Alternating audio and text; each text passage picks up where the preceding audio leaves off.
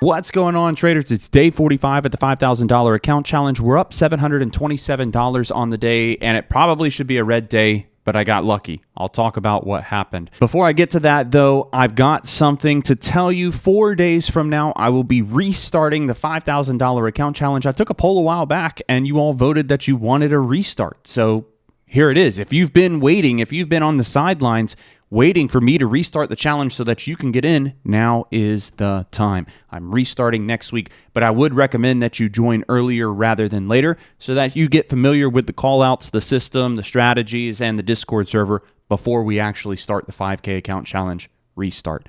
So the trade that I took was on NVIDIA. We had a long idea above 184, but an opening sim try right here that you can see, I have it drawn out, that then breaks out to the top side. You know what we do? Don't chase the move here.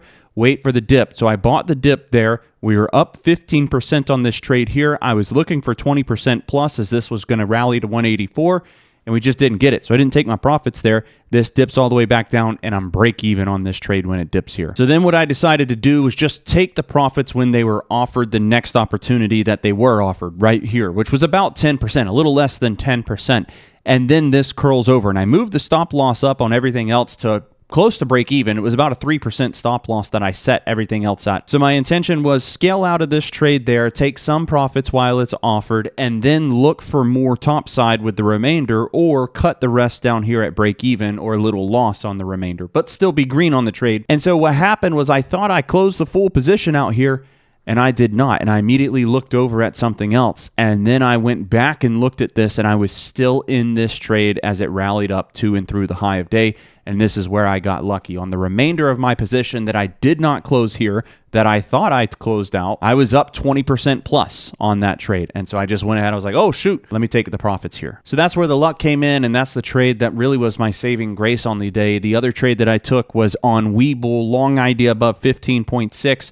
We had everything here that looks good for a runner. You know, Hood was running. Webull's a possible sympathy runner to Hood. We get opening consolidation that's then broken intraday by a big volume spike, big move up into the high of day. I'm thinking that everything here works for me as far as confirmation goes. So I took my entry on the first dip that was offered. I did size down because of the volatility of Webull, and I was looking for the bounce back up to the high of day, and we just don't get it. This pulls all the way back down to the original breakout point and then through it. I probably gave this a little too much room. I think I was down probably 25% on this trade at one point when I closed it, but I was willing to do that because I sized down on this trade, and I knew that from my NVIDIA trade earlier and the profits that I had made there, there's no way that I'm going to let this give me a red day. So while I did give it extra room to work, the risk here was still totally mitigated. Because my focus was on those two names, I did miss a couple of short opportunities on Google under 242, which was off the watch list, so here for the move down and there for the move down. And then I also missed a good opportunity on MU, long idea above 166,